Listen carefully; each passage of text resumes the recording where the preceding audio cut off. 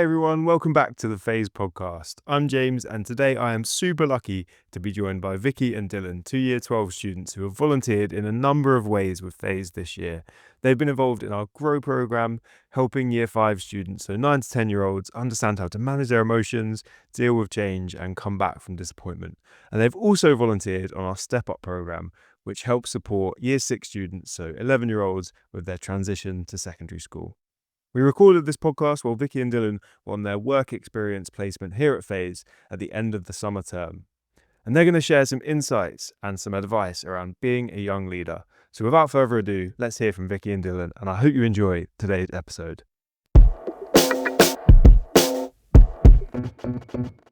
Vicky and Dylan, welcome to the Phase podcast. Now, just to introduce you guys, I'm going to ask you a few very quick questions. The first one is, what school do you go to? The second one is, what subjects are you studying for A-level? And the third question is, most importantly, of course, if you were a biscuit, which biscuit would you be and why? So, as James said, hi, I'm Dylan. I go to Hidden Boys School. I'm currently in A-levels, Year 12, and I'm taking psychology, media, and maths. Now, good question. What biscuit would I be? I reckon I'd be party rings, because I do love a good party.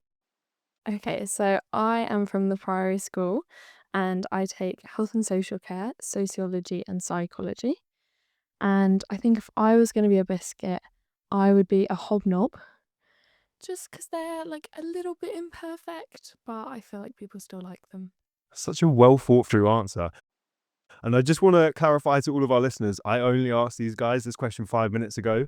So they have been pretty much put on the spot. And I think you both come up with reasonable answers to that question. It's a tricky question, so well done. Today, I wanted to spend some time with you guys and ask you about what it's like being a young leader. So the first question I've got for you, what initially motivated you to volunteer with Phase and take on a leadership role? Yeah, so I kind of first encountered Phase when I was in probably year 8, when Kieran came in to do an assembly. He always came in and did the Christmas kind of extravaganza thing at our school. And I just immediately kind of thought he was so passionate about it, and I mean he's nuts, but he went up on the stage and he was so enthusiastic, and I think from there I was like, this seems like a really cool place to work. And then actually in year 12, when it was an option to join the GROW program, I kind of saw that it was Phase and thought that it was a really important thing to do. So yeah, I signed up and it was a really enjoyable experience, which made me then want to go on and do Step Up later on in the year. So yeah, I think I've always been someone that's enjoyed volunteering and being busy. So it was just kind of another thing to add. At Phase, we talk a lot about how enthusiasm is contagious. We speak about this idea of being a thermostat, which Kieran probably shared with you guys as well when you started doing GROW. And this idea that actually when you go into somewhere with enthusiasm, you can set the temperature in the environment. And it's really cool to hear from you, Vicky, that actually Kieran's enthusiasm and craziness in his famous Christmas Priory School assemblies actually has kind of made an initial impression on you, which then later on when you got the opportunity, somewhere you remembered it and you were like, I would actually really like to kind of work with those people and that team and have that opportunity to make a difference. That's really cool. Yeah, so I didn't have that same encounter that Vicky did in Year 8 with Kieran and the Phase team coming to our school. But when I heard about it in Year 12 as like an option to do, I thought that would be really useful for my psychology and almost like broaden my knowledge on things like mental health and how to deal with them. So I did the GROW project and I thought it was really useful and I really enjoyed it, and it made me realize that I actually wanted to continue working with the Phase team. So that made me do Step Up, and from then on, I thought, oh, this is actually quite good. Let me see if I can get my work experience here. And that's where I am now, yeah. Thanks to And just to clarify for our listeners, I should probably share kind of what programs you guys have been a part of with us. You both volunteered initially on the GROW program, which is working with Year 5 students, so 9 to 10-year-olds, all around sort of managing emotions, coming back from disappointment, managing change. But then you didn't run away after that. You wanted to get involved further and you helped out with our Step Up program, where you help some Year 6 students who are moving up to secondary school and help them sort of create new friendships and explore their new school and things like that. So you both kind of been involved in a lot this year. And really cool to hear both of you are studying psychology, right? That actually you probably both thought that is going to be a useful thing for you to be a part of, thinking about children's mental health. That kind of relates to what you're probably studying and some of the things you're thinking about in psychology. So the next question I have for both of you is, can you recall a specific moment or project where you felt you truly made a difference as a young leader, and maybe explain a little bit about what happened, tell that story? Okay, so for me, almost the deciding factor happened after I'd finished my Step Up program, where I was working with the year sixes, transitioning them into year seven and like almost introducing them to my school. Um, After I'd finished that, I'm already part of the senior prefect team at my school. So I had the opportunity to help out with transition day. And so you'd see a bunch of these year sixes who are going to come to our school, walking through our doors, taking a look around the school. And I remember seeing one of the faces of the people that I'd helped during that Step Up program. I remember calling out his name saying, "Hey, how are you?" And it was his face when he turned around and seen me and saw that I recognized him that almost made it all seem worth it at the end of the day. That's such a cool story, Dylan. Thanks for sharing. And Yeah. even as full-time members of the Phase team, we see that so much, that one of the biggest blessings that we have and the impact that we can have is through that connection, the fact that we're present in primary school all the way through secondary school. So the fact that you saw that just from being a volunteer in 1 year, and being able to tell that story of how you connected with a year six student who was in your group at Step Up, and then you saw them on transition day as deputy head boy, that would have probably been amazingly encouraging for them as well, to see someone like familiar, their group leader, actually turns out to be the deputy head boy at their new school. So that's really cool. Yeah, so mine's probably not as heartwarming as Dylan's, but yeah, my moment was probably, I mean, I was so nervous to join the Grow program and going in that first day, because I didn't really know what to do or kind of where I was and things like that. But actually going in and speaking to, my group, and it was so encouraging to me then. And then when we went in for the second session a couple of weeks later, a couple of months, and then realizing and remembering me and what we had done during the session. I mean, so many of them were able to tell kind of what we were learning about, and what kind of activities we did. And I just thought it really shows that what Phase is doing is making a difference, and they really were learning something that day. So similar to Dylan's story as well, almost showing that connection, that often when you do Grow, you go into the same school each time, right? So you'll see the same students through the year, which is really cool. So in Grow, you go and do 3 workshops over the year with year 5 students. And I bet you felt really nervous before that first one, right? Yeah, definitely. It was obviously going into a primary school that's not yours is a different experience. And also you haven't been to a primary school for a very long time. So So small. yeah, everything suddenly seems like really miniature. So really cool to hear that actually, as you went on, you saw that the young people, or the children that you were working with, were kind of becoming more familiar and connecting with you. But at the same time, you could almost feel that your skills and your confidence in that environment were growing as well. The next question I have, guys, is how has your understanding of what it means to be a leader evolved since you started volunteering? So when I first joined the Grow program, I was probably mostly thinking about me and thinking kind of, oh, how is this going to benefit me? And because I was so nervous, I was like, I went in there kind of thinking, oh, what are they going to think about me? But actually, once I got in and started some of the sessions and maybe a few sessions in, I felt so much kind of influence over what I was doing, and instead of thinking about me, I was thinking about how this was affecting the children that I was working with, and I was seeing so much growth in them that I kind of forgot about, how it was affecting me. So I think when I originally started, I was quite kind of thinking about myself, but actually coming out of it, I've focused a lot more on how what I do helps other people. So maybe you applied for Grow partly to be like, I'll be able to put this on my CV. I volunteered. I'm going to be a leader. But actually, as you kind of led more and more activities and group workshops, you actually realized the impact you were having. And so actually realized that being a leader wasn't just about growing your own skills and being able to put something on your CV. It was about having an impact on other people as well. Mine is a bit more simplified than that. It's almost as if my view or idea on what makes somebody a leader has changed drastically. I initially went into it thinking that somebody who's a leader is somebody who's quite dominant, who's quite aggressive in their manner and almost lead with a show of force. But I realized that when doing the Grow projects and when seeing how you have to change your approach, especially with primary school children, you have to change your approach to something that's a lot more calmer, that's a lot more relatable to them as opposed to being quite overbearing. So I realized that there's a difference in style of being a leader. You don't have to be set and rigid in the way that you lead, but you have to be able to adapt and change depending on the environment that you're in. Yeah, that's so cool. So being like deputy head boy, your new role as a leader, you're probably sometimes going to have to be able to like speak in front of a large group and be a little bit sort of, I guess, confident Yeah. and have a loud voice. But actually in that setting, you'll have learned loads of soft skills and being adaptable and being able to, in a small group setting, be able to make people feel welcome and comfortable kind of in your presence with you as their leader. And the final question on your leadership journey, so this section of the podcast, is what is one skill? So if you had to pick one skill that you feel like you've developed or significantly improved upon through your time volunteering with FaZe, what would you say that sort of skill or maybe characteristic is? Well, I think for me, and I hope to reflect it here, is probably my public speaking. I think I've become a lot more confident in the way that I speak and the manner in which I construct sentences. And I hope to transition this into my other roles, as you mentioned, and also just into my daily life and being more confident when I speak to other people and even meeting new people.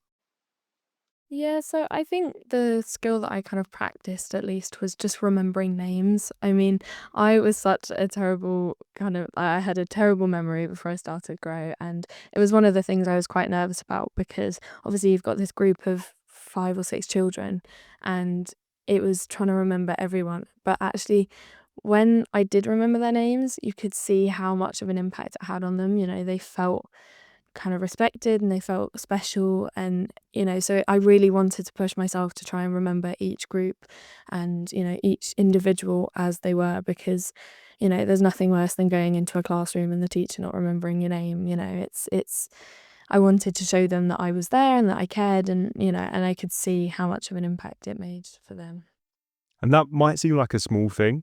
And had you not done Grow or done Step Up, you might never have really had the chance to think about that, about how important it is to remember people's names. But hopefully, like you've just shared, you've kind of seen how much of a difference it can make to make people feel seen and heard and like they matter to you. Like every time you've gone into that school and seen those children, you've remembered their names. And I'm sure that would have made a massive difference for them.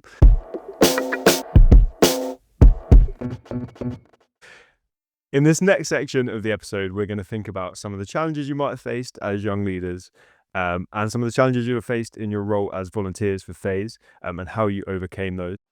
What has been the most challenging aspect of being a young leader or a volunteer for you, and how did you overcome it, very importantly? I think the most challenging part of being a young leader, at least for me, was helping children with additional needs. I feel like prior to entering the experience, I'd never actually been around children who have these additional needs. And so it was definitely a learning process for me to understand, to better equip me to help them. And as I mentioned earlier, it definitely, being a young leader definitely helped with my empathy and definitely helped with how I could approach these types of situations.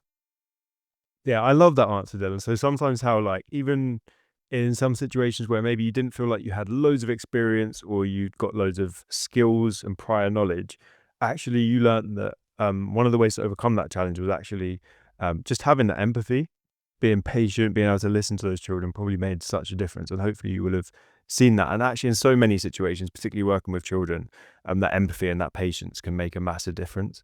So yeah, that's a brilliant learning to share from that challenge.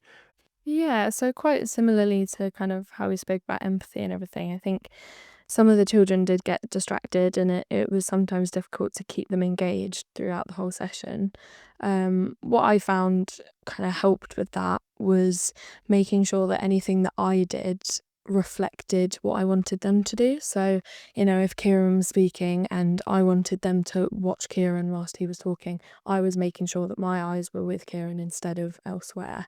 And then other things like if I was giving out equipment or things like that, kind of making sure that if there was something that was going to be a distraction, I'd wait till the last minute to make sure that whatever they were focused on wasn't going to get interfered by what I was doing. But yeah, there were still a few times that, the kids had gotten like a worksheet or something and completely forgotten what had, been said prior, and things like that were difficult. But I think, again, speaking about that empathy and just understanding that they're not trying to, annoy you or kind of bring the focus away from what you're trying to explain. It's just the way that their brains are working, and they're, trying to amuse their friends, or, whatever it is, it's about being empathetic towards that.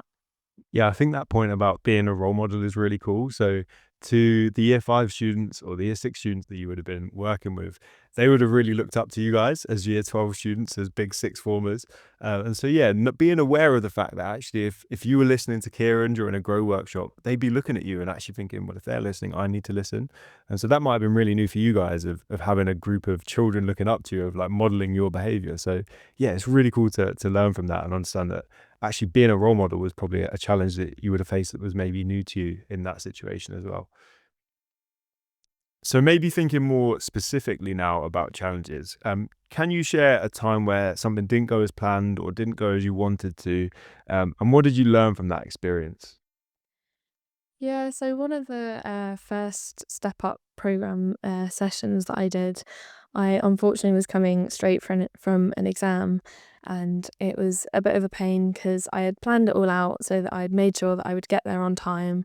But unfortunately, my exam ran over, and it was, completely out of my control. But I still tried to make sure that I dealt with it in the right way, and I did my best to get there as quick as I could and to be ready as soon as I got there so that I didn't waste any time. And obviously, when I got there, apologized and tried to make up for the time that we had lost.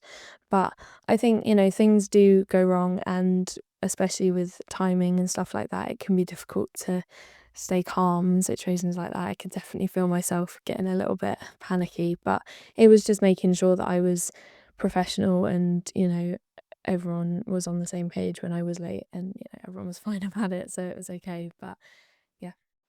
I remember that day, but you had communicated that you had an exam before as well. So it wasn't like as I was leading that session, I was panicking because I was like, where's Vicky? It's like actually one of the lessons from that as well is you had communicated prior to that to make sure that people knew where you would be and that you might be a few minutes late. And then also cool that you shared that actually as you were coming to that, you probably did feel a bit worried, a bit panicked. It feels like you have to almost like wrestle with your brain. When something that happens that's out of your control, like running late because an exam was finished late, there's nothing you could do about that. You've done nothing wrong, and yet still the alarm in your brain is like screaming at you that you need to be worried. And you did a really great job of still overcoming that moment of challenge and coming to the session and still having a smile on your face and being really calm and making a really good impact.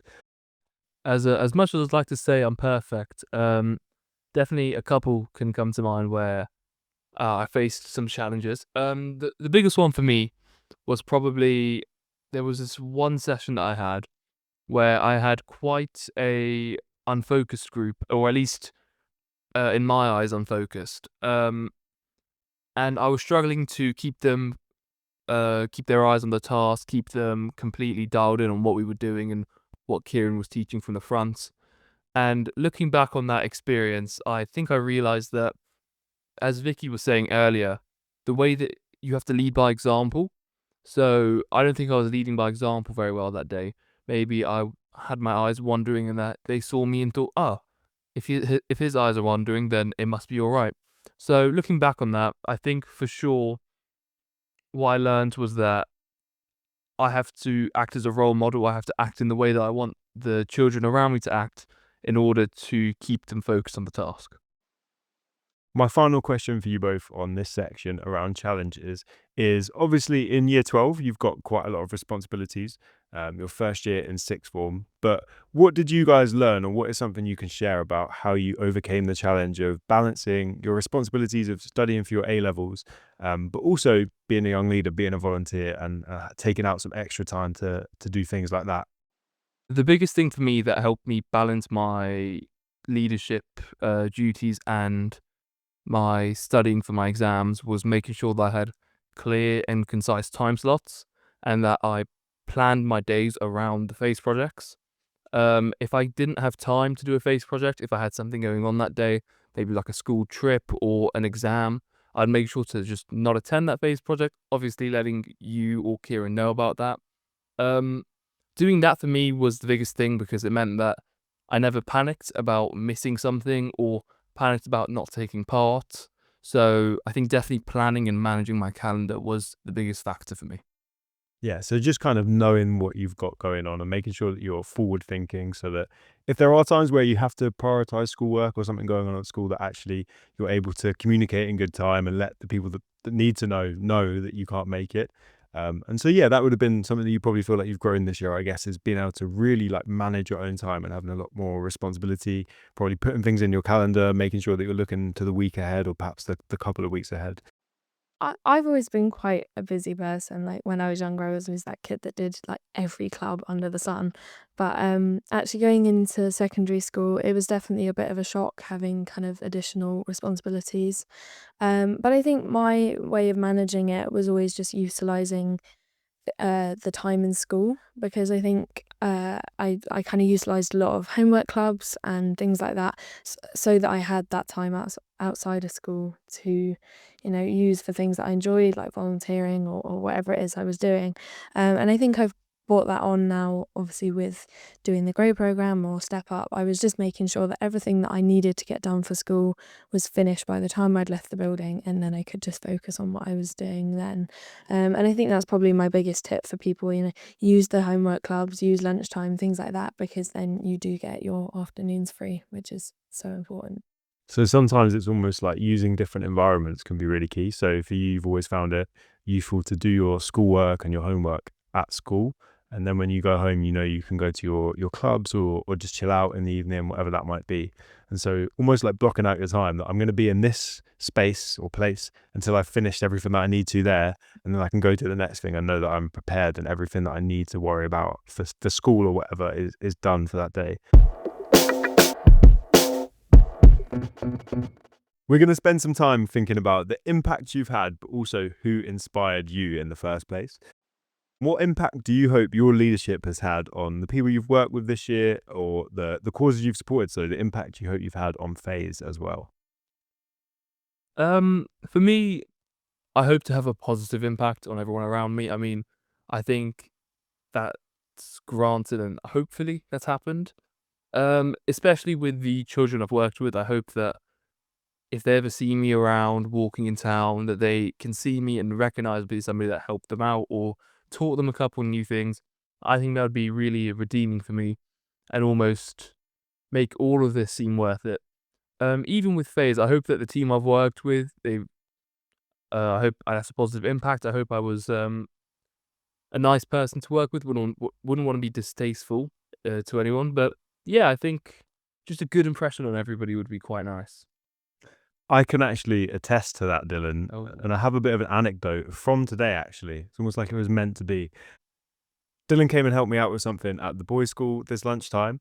And as we were going into reception, I think one of the reception staff said something along the lines of, "Oh, I always see Dylan helping someone." Dylan helps everyone. And so hopefully it sounds to me like you are really having a positive impact on the people around you. So I would be really encouraged by that, Dylan. I appreciate that. Thank you, James. Vicky, what would you say you would hope your impact has been this year? Yeah, I mean, obviously, I would hope to have a positive impact, same as Dylan. I think in the past, I've had kind of less, kind of a positive look on things, and I think that did kind of reflect onto other people. I think it's being a very positive presence has an effect on the people that you're surrounding yourself with, and I've aimed this year to try and be just an overall more optimistic person, and I think it's made a big difference in my life and the people that I work with and the people that I'm friends with. And it's, yeah, just trying to be that positive person so that when people are having a bit of a tough day, there's a friendly face that they can go to that they know is going to kind of cheer them up a little bit. Oh, thanks for sharing that, Vicky. And I think actually sometimes if you face challenges yourself or you know what it feels like to not feel 100% or not feel amazing, actually being honest about that where appropriate and being able to relate to other people who might also be struggling or feel that way, actually that can be super, super powerful. And not always, but sometimes actually when you start helping other people, I think actually you learn stuff about yourself as well. And it sounds like you've maybe been on that journey a bit this year as well, which is really, really cool. And I know I found that in the past. Actually, sometimes when I'm sharing stuff with people that I think might help them, actually, I'm able to then reflect that back on myself and be like, actually, that would probably help me as well. And we all know that actually when we help others, that makes us feel better about ourselves as well. Like it's not always a completely selfless thing to do to help people, because actually when we're kind, when we're supporting other people, actually we often feel good about ourselves as well. So we thought about your impact that you guys have had this year, but who would you say are your role models or people that have perhaps inspired you in the past, or perhaps even inspired you to kind of get involved in supporting children and young people, or just having a positive impact like you both shared? So mine was actually Kieran, because like I spoke about earlier, I genuinely saw his optimism and his kind of passion for helping the people in my school, and I just immediately thought that is someone that truly cares. And I think I've been on a bit of a journey with kind of career paths and subject choices, and throughout it all, I've always known that I've wanted to help people, and seeing him make a real difference to the people in my school, it definitely encouraged me to follow on this kind of track. So yeah, I'd say Kieran, because he was just so passionate about what he was doing, and it did make a big difference. That is really, really cool to hear. So yeah, Kieran is a great role model for sure. I've got two different ones. So for me, the biggest role model is my mum. She's a person that guided me through life. She instilled the work ethic and the morals that I have to this day, and I really appreciate her for all that she's done for me. My second one is one of my old history teachers called Mr. Philippou. Um, I think that the way that he taught me things and the way that he made even some of the most mundane things, at least to me, seem very fun and interesting. I wish to be that kind of person in the future. So I'd say those two are definitely my main two role models. An idea that's come up a few times in today's podcast, and something that we can all hopefully take away, is actually when we're enthusiastic, when we're just passionate about what we're doing, whether that's teaching something that might be boring in history or giving a Christmas assembly, actually people will remember that. That has a positive impact on people that actually resonates, which I think shows from all of the people that you guys picked as role models. So some people listening to this podcast might see you guys as role models. Maybe they're going to be in year 12 next year and they'll have an opportunity to volunteer with FaZe like you guys have done, or be a young leader in some kind of a role next year. So if you guys were going to give advice to someone in your position, say this time last year, what advice would you guys give? Okay.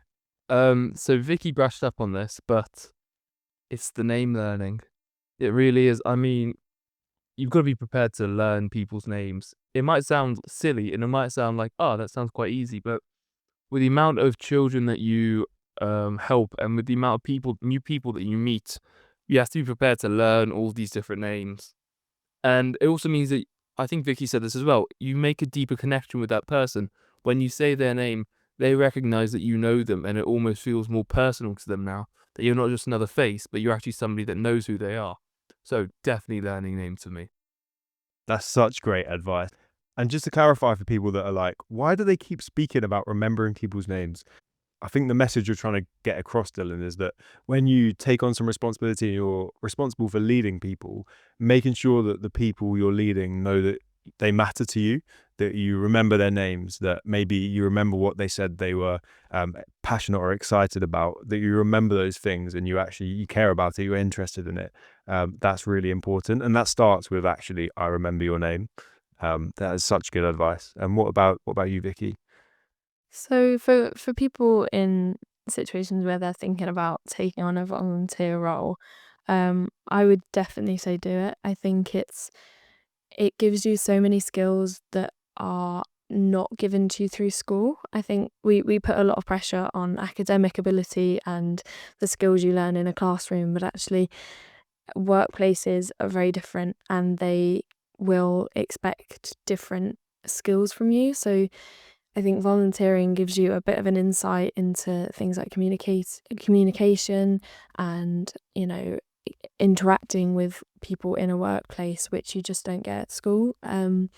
So yeah, I think if you get the opportunity, there's so many transferable skills that you will not learn if you don't take the opportunity. So yeah, if you're thinking about it and you aren't sure whether a volunteer role is right for you, have a think about what skills it will give you and whether you can use that in your future roles. Yeah, we think a lot about soft skills, don't we, and communication skills. And like you've both mentioned already today, that empathy and being able to set the tone in an environment, being able to communicate well, both with the children you're working with, but also communicating well with perhaps Kieran or myself if you're working on programs with us. And all of those skills are skills that you've probably been exposed to more through your volunteering role that you've had this year. Looking ahead to maybe next year or a couple of years' time, do you think that any of your experiences this year, being a leader or a volunteer, will perhaps change any of the decisions you make going forward or have had an impact on your future plans in any way? Yeah, so I think working with Phase has taught me a lot about kind of my subject choices and my future career choices. I've always known to an extent that I've wanted to work in kind of the psychological field, but it's definitely made me look more in depth about children and about helping people in a community. It's, not necessarily something I thought about before because obviously Phase works very closely with so many schools in our area. And usually when you're little, you think so globally and you think, oh, I could be this and work all over the world. But actually seeing the impact it has on such a small community is so important too. And, I think those kind of voices and those organizations sometimes get forgotten about, but it's also so important that they're working and they're doing kind of the little jobs about that make up, our community. So it's definitely something I've thought about more. And, when I go off to university or whatever I choose to do next, it will definitely be something I think about whether I want to work in like a big city or maybe a smaller community. Yeah, so I think for me, it's definitely made me look into almost leading and being a leader in a job site or in a workplace. I never considered it much before. I always just thought, I'll be an employee or I'll just do the job that's given to me. But now with this experience, I definitely could see me being like a project manager or being a leader in that sense. So yeah, I think definitely it's bolstered the options I have in the future and maybe made me reflect on what I'd like to be when I grow up. In the final part of today's episode, I want to give you guys a chance to share a really powerful message about the why behind why you've got involved with volunteering or why you've wanted to lead and make a difference this year. So my first question for you in this section is sort of beyond the skills and the experiences, what personal satisfaction do you gain from being a young leader and making a difference? I feel a great pride in helping others and inspiring the next generation. I think that teaching them these important skills, uh, like managing their emotions and dealing with change, definitely helps them with their future opportunities and the way that they manage things. Um, Doing this is like tangible proof that I can help educate the next generation, and teaching them these important lessons really makes me feel a great pride in myself and the work that I've done. Yeah, so similarly to Dylan, I feel great pride. I think that coming out of the sessions makes me just feel really like I've made a difference, which, you don't always get from other places and at school because there's so many people and, a lot of the time you're comparing and, making you're not making as much change as maybe you'd like to. So I think taking on a volunteer role externally, it really makes you feel like you're accomplishing something. And as much as, the skills and the experience and learning all these different things is so important, it's also about how you feel. And, I just remember coming out of every grow program or step up program feeling like I'd made a real difference, which, you don't get from many things.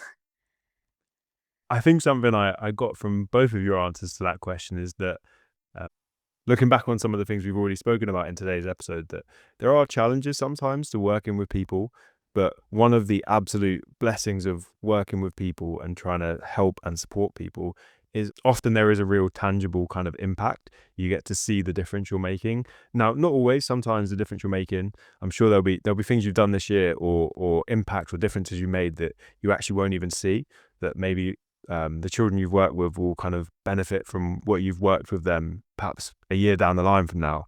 But often, like you said, Vicky, you do actually get to see the impact of the work you're doing, which is really amazing. What message would you like to send to other young people about the power of getting involved and making a difference? My message would be to take on any opportunity that you can. I think you can never be too involved in something, and if you put all of your effort into something, you get the reward afterwards and you can feel proud of that. And especially with volunteer opportunities like this, it's that rewarding feeling afterwards is so incredible, because you feel a sense of accomplishment. You feel like you've done something really important. And it'll also, you got to remember that it's not all just about what you're doing for other people. It benefits you too, and it will benefit you in the future. And when you're going on to do all the different things that you want to be doing, these things will make a difference in the future. The final message that I'd like to send is the biggest thing if you want to make a difference, you have to be that difference. At the end of the day, it's well and all just saying that there are problems with this and that, but if you're not there to actually have an impact or try and change those problems, there is no point in you complaining about them. A famous guy that I know, I think he goes by the name Gandhi, once said that you must be the change you wish to see in the world. And I think that's a very powerful quote, which deeply resonates with the message I'm trying to send. What a powerful way to end today's episode. Vicky, Dylan, you have been amazing. Would you like to say just a quick goodbye to all of our listeners, who I'm sure are very grateful for all of your input today? Thank you for having me. Goodbye, everyone. Yeah, thanks very much, James. It's been awesome, and thanks for listening. You guys are awesome.